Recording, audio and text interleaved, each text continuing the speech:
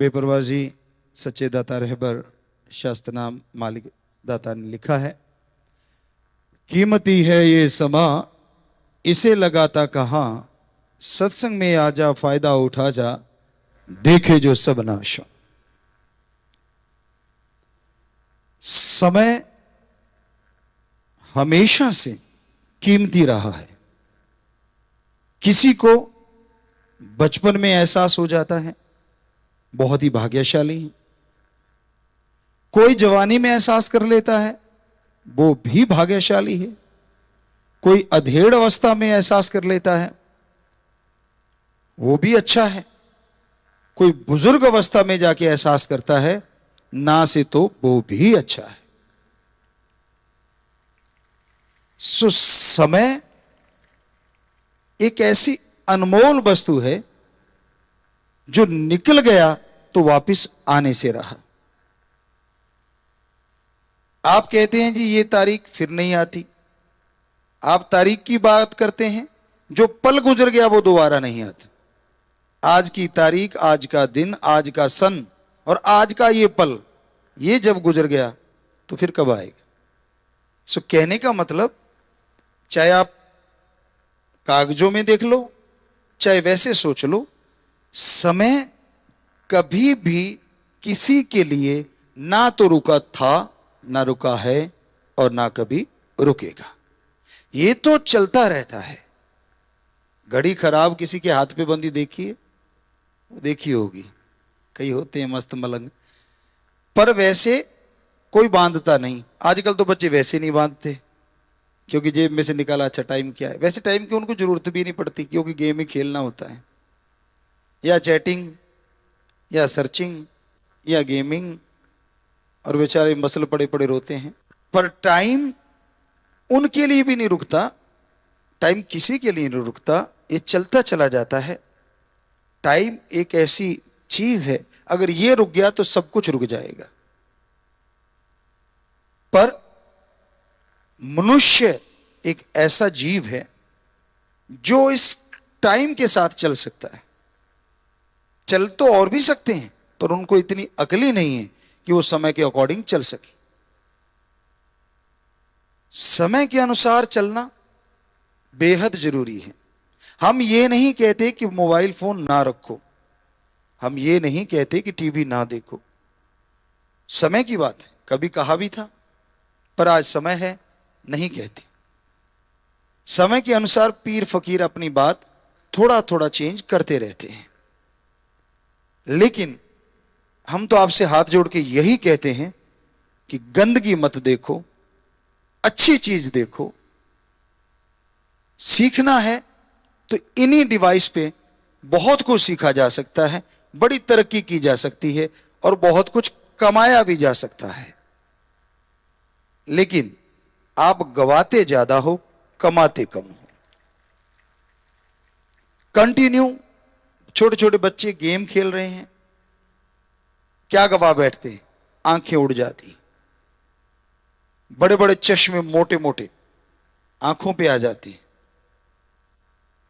पिछली बार बच्चों ने बताया था, MSGIT विंग वालों ने, कि शायद कोई ऐसी ऐप आ गई है कि पेरेंट अगर उसको उसमें डाल दें, बच्चे जो छोटे हैं, तो वो अगर मोबाइल देखेंगे तो आपको पता चलेगा कितना टाइम उन्होंने देखा और क्या क्या देखा। और यही नहीं, उनको लॉक भी कर सकते हैं आप कि ये चीजें ये कभी नहीं देखेंगे। तो हम चाहते हैं, हमारे सत्संगी तो खास करके, बाकी तो मतलब हम जितने लोग सुन रहे हैं, हम सबसे हाथ जोड़ के चाहेंगे कि ये ऐप जिनके छोटे बच्चे हैं वो अपने फोन में जरूर डाउनलोड करवाएं। हम उनकी कोई मशहूरी नहीं कर रहे, हम उनके कोई ब्रांड एम्बेसडर नहीं है ऐप वालों के। लेकिन हमारा कहने का मतलब ये है कि आपका बच्चा बचपन में ही जवान ना हो जाए। समझदार को इशारा काफी है, क्योंकि बचपन की जवानी घातक होती है। जवानी जब आए तभी सही है, बचपन में वो उनके नॉलेज के लिए नहीं है। हमारे हिंदू धर्म में 25 साल रखे हुए थे ब्रह्मचर्य का सख्ताई से पालन, उनको पता ही नहीं होता था इन चीजों का। गुरुकुल में ऐसी चीजें होती ही नहीं थी। सिर्फ पढ़ाई, शरीर को बनाना, दिमाग को बढ़ाना, ये चीजें वहां सिखाई जाती थी। बड़ों का सत्कार करना, इंसानियत का पाठ पढ़ाना, इज्जत सत्कार के साथ जीना और सह सम्मान जीने की शिक्षा देना और दूसरों का भी सम्मान करना, ये चीजें सिखाई जाती थी 25 साल तक। अगले 25 साल होते थे जो घर गृहस्थ के लिए होते थे, लेकिन वो जो पहले 25 साल है, हमने एक जगह यह भी पढ़ा कि जब बच्चों की शादी तक रख दी जाती थी तो उसमें उस गृहस्थ जिंदगी की ट्रेनिंग के लिए भी 2-3 महीने होते थे, उनको सब समझाया जाता था। गजब है, कमाल है, क्योंकि बहुत से लोग इससे अनजान होने की वजह से भी बीमारियों का खरीद लेते, बीमारियों का घर बन जाते हैं। तो ये जरूरी है कि आप उस ऐप को जरूर डाउनलोड करें, अगर है तो। वो पिछली बार जिक्र चला था, उसका नाम क्या है, अगर पॉसिबल हो। वैसे बाहर कोई और आदमी अगर ये चीज कहे तो शायद कंपनी वाले से पहले कांटेक्ट करेगा, भी तेरी ऐप का मैं नाम लेने जा रहा हूं, बोल मुझे क्या देगा। तो कह रहे हैं कि बहुत सारी ऐप्स हैं, लेकिन फिर भी जो अच्छी हों, जिनमें कि वो लॉक भी किए जा सके, चैनलों को लॉक कर सके माँ बाप कि ये चैनल बच्चा खोल ही नहीं सकता। समय है, ये समय को संभालना माँ बाप का फर्ज है। अपना कल्चर एक अलग है पूरे वर्ल्ड से, और नंबर 1 है हमारी संस्कृति, नंबर 1 है। हमने समाज को, पूरी दुनिया को अपना कल्चर सिखाना है, हमने उनके कल्चर में खो के गंद नहीं बनना। कभी ऐसा जमाना भी था जब लोग हमारे देश में पढ़ने आया करते थे, शायद यहां तक हमें याद है, 100% श्योर नहीं, शायद नालंदा यूनिवर्सिटी में विदेशों के बच्चे पढ़ने आया करते थे। जैसे आजकल वाले आज्ञा लेते, मैं कनाडा चला जाऊं, मैं यूएसए चला जाऊं, मैं फलां जाऊं, तब वहां के कहते थे क्या मैं भारत चला जाऊं। इतना मुश्किल होता रहा, हमारा रुपया उनके डॉलर से बहुत ज्यादा आगे था, इसीलिए सोने की चिड़िया कहा जाता था। तो वो सोने की चिड़िया बनाने वाले वंशज तो हम लोग ही हैं, ये तो वो हमारे ही वंशज। फिर हम क्यों अपनी संस्कृति छोड़ के दूसरों की तरफ बढ़ते जा रहे हैं। आप याद रखिए, पूरा वर्ल्ड एक दिन हमारी संस्कृति का कायल होके रहेगा।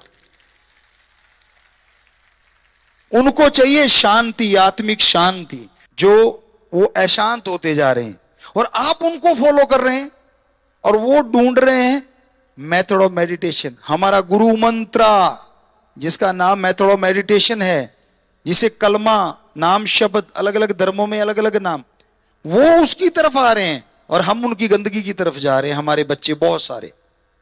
बड़ी दर्दनाक चीज है ये। पूरा वर्ल्ड कायल है हमारी संस्कृति का। तो ये आप मानो ना मानो, एक दिन ऐसा आने वाला है, क्योंकि शांति मिलेगी तो हमारे संत पीर पैगंबरों के बताए हुए मार्ग से मिलेगी, और कहीं वो लटकता हुआ आम अमरूद का पेड़ नहीं है, यहां से तोड़ के कोई खा लेगा और आत्मिक शांति आ जाएगी या पीस ऑफ माइंड आ जाएगा। ऐसा हो ही नहीं सकता। वो मेथड ऑफ मेडिटेशन ही है, वो गुरु मंत्रा ही है जो आत्मा को शांति दे सकता है, जो दिमाग को शांति दे सकता है। समय को संभालो, अपनी संस्कृति महान है, क्यों गिर रहे हो अपनी संस्कृति से। कहते नहीं जी आप तो रूढ़िवादी विचारों के हो, तो आप कौन से विचारों के हो। रूढ़िवादी एक अलग चीज है, पाखंडवाद एक अलग चीज है। स्वस्थ परंपरा हमारी थी, आप समझने में गलती करते हैं। हमसे बहुत बार ये पूछा जाता रहा, अब भी कई बार पूछ लेते हैं, क्योंकि सबसे पहले पवित्र वेद बने, ये तो हर दुनिया का बंदा मानता है कि सबसे पुरातन ग्रंथ है तो पवित्र वेद है, तो उनमें सब कुछ लिखा हुआ है। पढ़ने वाले का नजरिया चाहिए। कई लोग कहते गुरुजी अगर आप इतना ही कहते हो कि पवित्र वेदों में सब कुछ है, तो फिर आपके तो कहते चंद्रमा देवता है, वो तो पत्थर है, ये तो साबित हो चुका है। तो हम हंस पड़े, कहते आप हंसते क्यों। हमने कहा हम इसको थोड़ी चंद्रदेव कहते। कहते किसको कहते हो। हमने कहा जो इसको रिमोट कंट्रोल से चलाता है वो है चंद्रदेव, ये तो पत्थर है। हमने कब कहा ये देव है।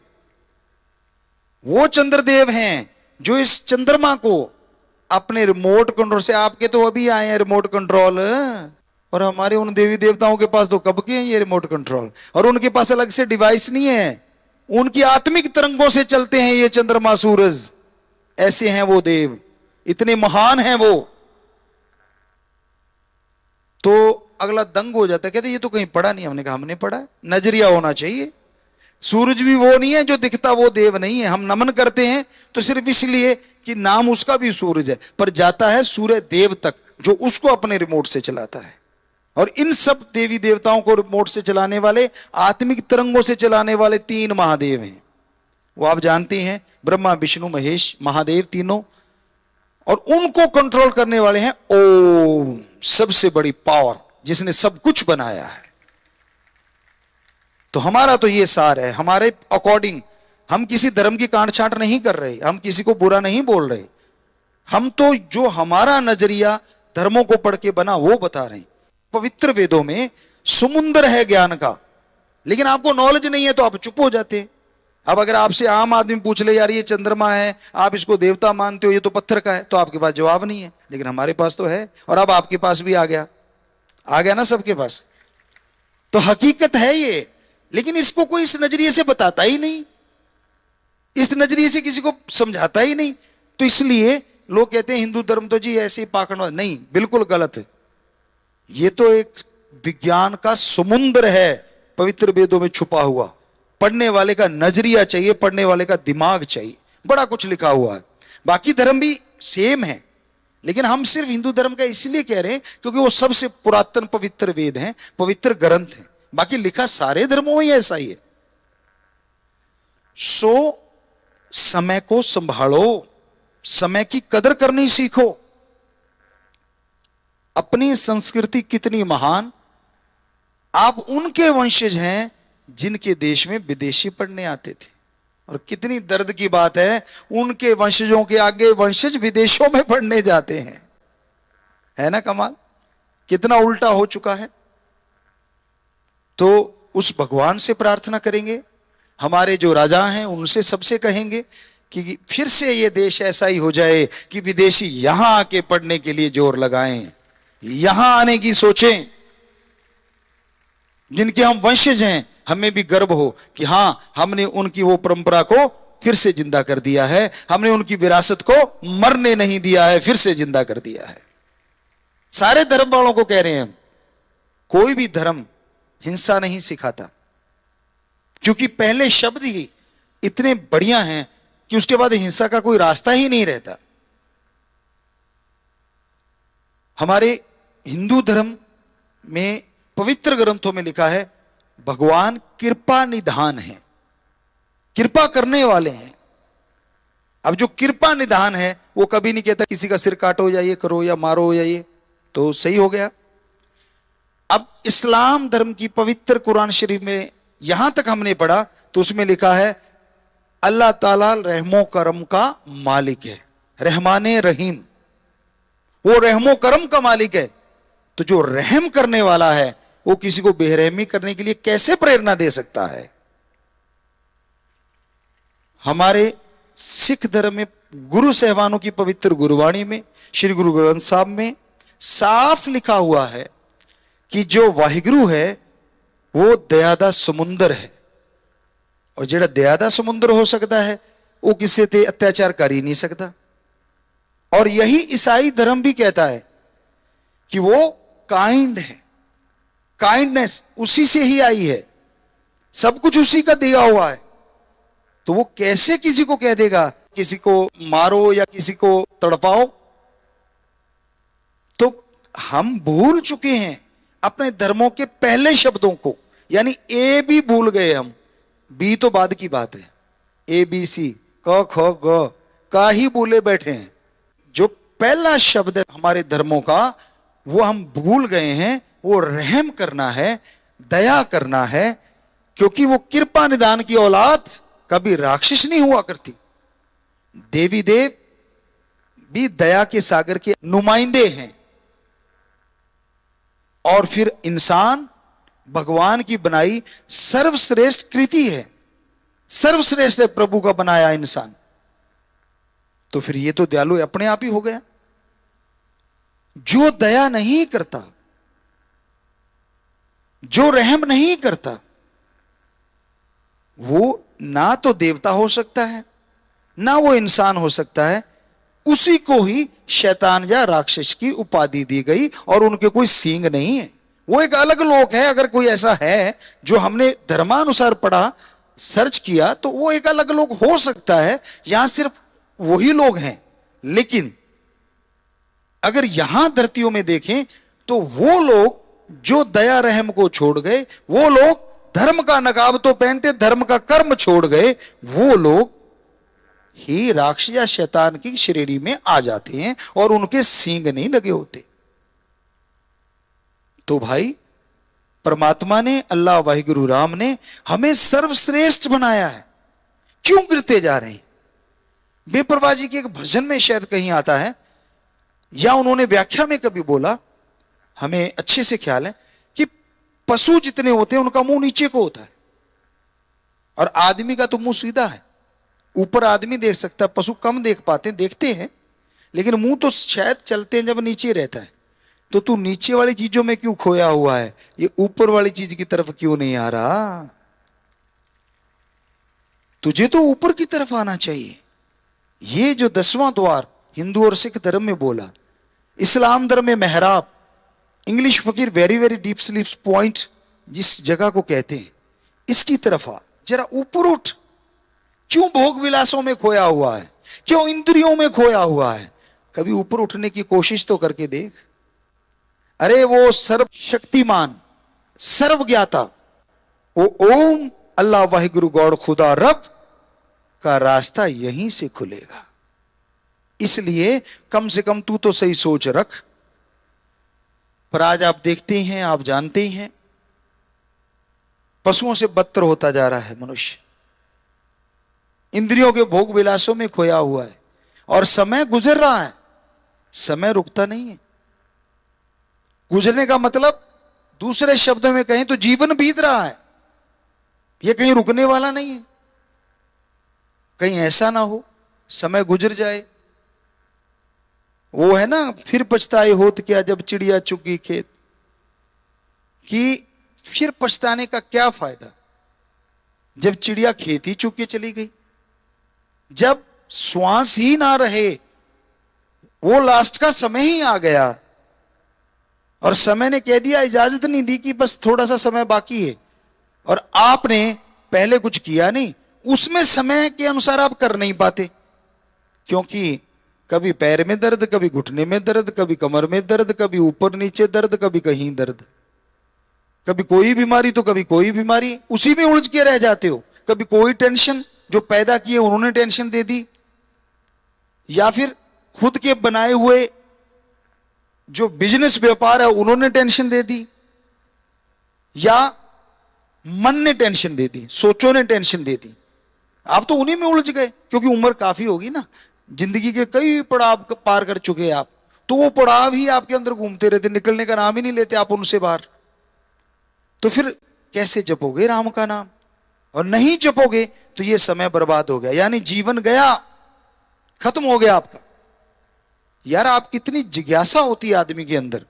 हम आज भी स्टूडेंट हैं, आप में से किसी के अंदर भी कोई गुण दिखता है, हम फौरन ग्रहण कर लेते हैं, आपको अपनी हकीकत बताते हैं, as a human being, as a इंसान। एज ए संत पीर फकीर, वो तो शास्त्र नाम शाह मस्तान है, वो हम है ही नहीं, हमारे शरीर में वही काम कर रहे हैं। पर एज ए इंसान आज भी हम स्टूडेंट है, और हमें लगता है हमेशा स्टूडेंट ही रहेंगे। हर आदमी में कोई ना कोई गुण जरूर होता है, बस निगाह गुण की तरफ होनी चाहिए।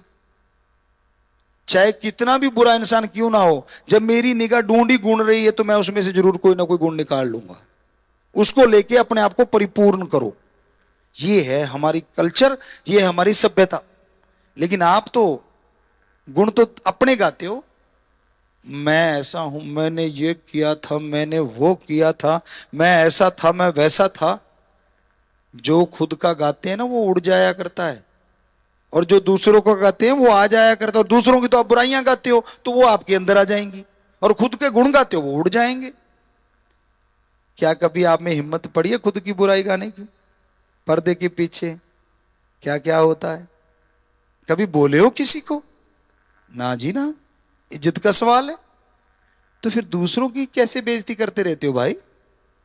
दूसरों की बुराइयां क्यों गाते हो? कौन सा परमिट मिला हुआ है आपको? क्यों समय बर्बाद करते हो? क्या यह समय की बर्बादी नहीं है? नशा करना बहुत ही बुरी चीज है, लेकिन कोई बीड़ी पीता है, सिगरेट पीता है, क्यों पीता है? कुछ पल के लिए उसको नशा आता होगा। पर यह चुगली निंदा में कौन सा नशा है जो आप करते हैं? हमें बताइए तो सही, क्या नशा है इसमें? कुछ भी तो नहीं, सिवाय टेंशन आपको देने के। जितना चुगली निंदा बुराइयां गाओगे दूसरों की, हमसे लिख के ले लो, 10 दिन बाद आप चेक कर लेना, आपके दिमाग में ज्यादा टेंशन होगी 10 दिन पहले से, गारंटी है इस बात की।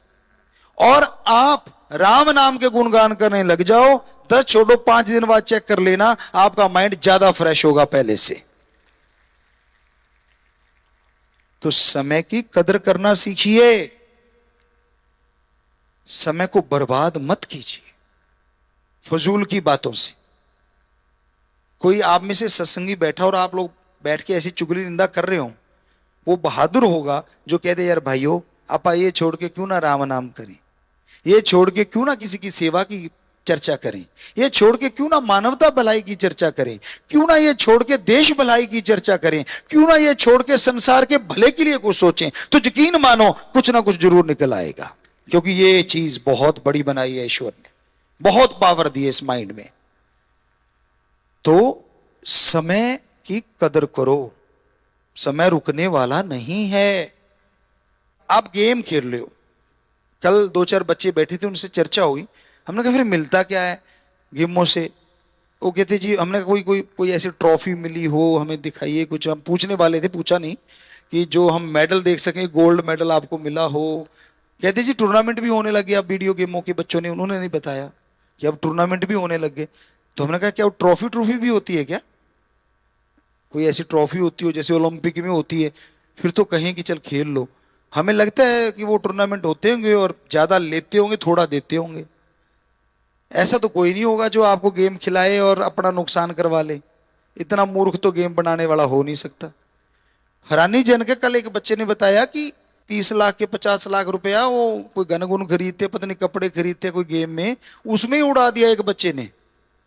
ज्यादा अमीर का बच्चा होगा, नहीं तो इतने में तो सोचिए आप, कार्ड कूड था, कोई कहता सारा ही उड़ा दिया। और लिया क्या, वो फोन में ही कपड़े लिए हैं, हाथ में कुछ भी नहीं है, गन भी कोई फोन में ही मिलती है, सारा बर्बाद कर दिया। 50 लाख, सोच के देखो, इससे कोई बर्बादी और हो सकती है? बस सनक चढ़ी हुई है दिमाग पे, मसल डेड हो रहे हैं, खोपड़ी चलो तेज हो रही है, पर हो रही है, फायदा क्या हो रहा है? लग तो गेम में ही रही है, उसको कहीं और अच्छी चीज में लगाओ तो फायदा। इधर से तेज कर ली और फिर आपने देश में ओलंपिक जीत लिया तो मान ली बात कि आपने कुछ कर दिया। हम नहीं कहते गेम ना खेलो, कोई बात नहीं, कभी थोड़े समय के लिए एंजॉय आप कर लीजिए, लेकिन ये क्या हुआ कि सारा दिन ही उसी पे लगे हुए और बच्चों को भी उसी में उलझा रखा है। तो ये समय से बर्बादी का इससे बड़ा कोई और कारण हो ही नहीं सकता। तो कहने का हमारा मतलब, बड़ों को चाहिए वो बच्चों को शिक्षा दें, पर उससे पहले खुद को ज्ञान। जो अपने आप को ज्ञान दे लेता है ना, वो दूसरों को ज्ञान दे सकता है। आपको पहले भी एक बात सुनाया करते थे, आज बाई चांस ख्याल में आ गई। एक सज्जन थे, वो अपने बेटे को रोज सिखाते थे, बेटा झूठ नहीं बोलना चाहिए। तो बच्चा भी सुनता था, कहता ठीक है पापा, झूठ नहीं बोलूंगा। वो नौकरी करता था वो सज्जन, बच्चे का पापा। तो एक दिन उसके बॉस का फोन आ गया, उसने बंक मारा हुआ था, यानी दफ्तर नहीं गया हुआ था। तो फोन आ गया और पता चल गया नंबर, आजकल आपको पता है हाईटेक है सारा सौदा, पता चल गया बॉस का नंबर है। तो घरवाली को कहता है बॉस का नंबर है, कह देना मैं तो घर में ही नहीं हूं, मेरे से बात करना चाहेगा? बच्चा बैठा देख रहा है, जिसको मास्टर जी बन के सिखा रहा था झूठ नहीं बोलना चाहिए, कह रहा अच्छा मेरा हेड मास्टर क्या कर रहा है। तो उसकी घरवाली फोन उठाती है, बॉस पूछता है मैंने उससे बात करने आया क्यों नहीं? कहते जी वो तो घर में ही नहीं है। कहता अच्छा कहाँ गया है? कहते जी कोई काम गया हुआ। फोन काट दिया। कुछ नहीं, नॉर्मल सी बात लगती है, लेकिन बच्चे ने, स्टूडेंट ने सीख लिया कि ये बोलने में अच्छी चीज है कि झूठ नहीं बोलना चाहिए, पर जब जरूरत पड़े ठोक दो, कोई हर्ज नहीं, क्योंकि हेडमास्टर साहब ने ठोक दिया। तो ये आप ही तो सिखा रहे हो ना अपने बच्चों को, नहीं सिखाते? होता है ना ऐसा। हम तो हकीकत बोलते हैं, झूठ तो बोलते ही नहीं, ना कभी बोले थे ना बोले।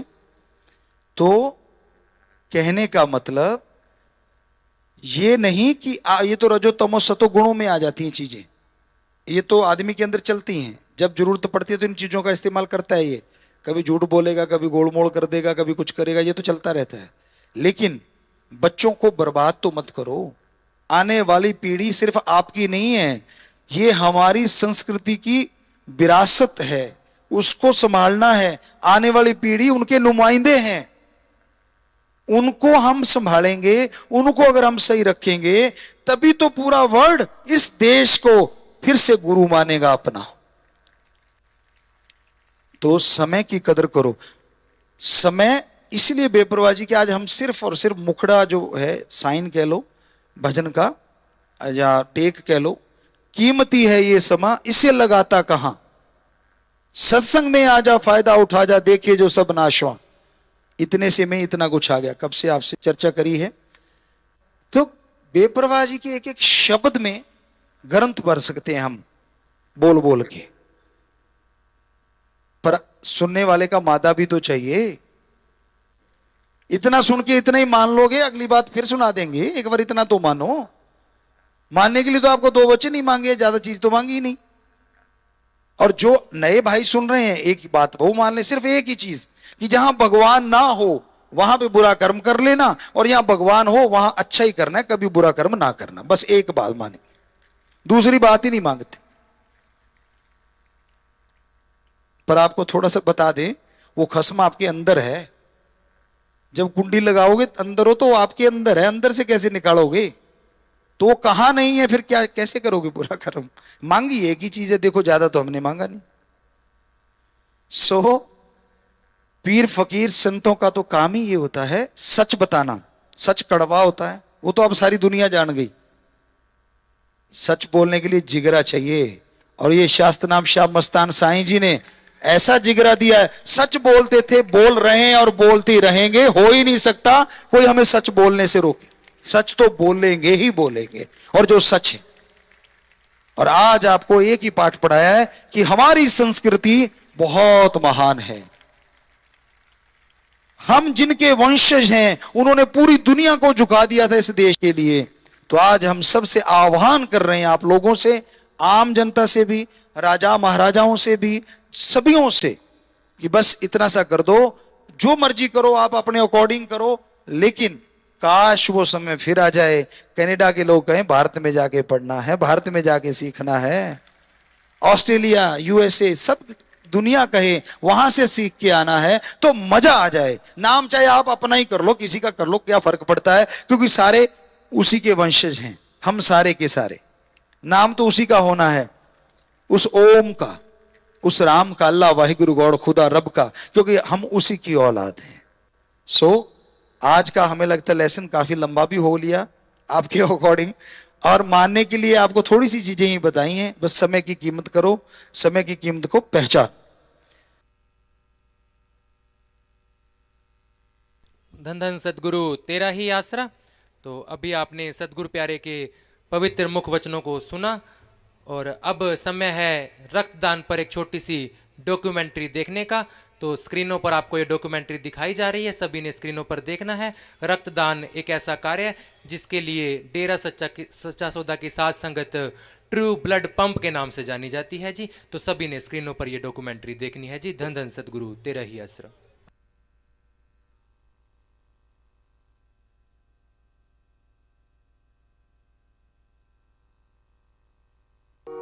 रक्तदान एक ऐसा शब्द जो जब भी जबान पर आता है तो किसी को जीवन दान देने का जज्बा दिल को सुकून देता है। परंतु भारत में लोगों में रक्तदान को लेकर बहुत सी भ्रांतियां हैं, जिस वजह से अनेकों जिंदगियां खून की कमी के कारण इस दुनिया को वक्त से पहले ही अलविदा कह जाती हैं। इन हालात में रक्तदान का बीड़ा उठाया पूज्य संत डॉक्टर गुरमीत राम रहीम सिंह जी इंसा ने। ये भ्रांति बिल्कुल गलत है कि रक्त बनता ही नहीं, महीने में बनता है, ये 7 दिन में बन जाता है। और बल्कि इंसानियत के लिए जो सच्ची तड़प से देता है, पहले से बढ़िया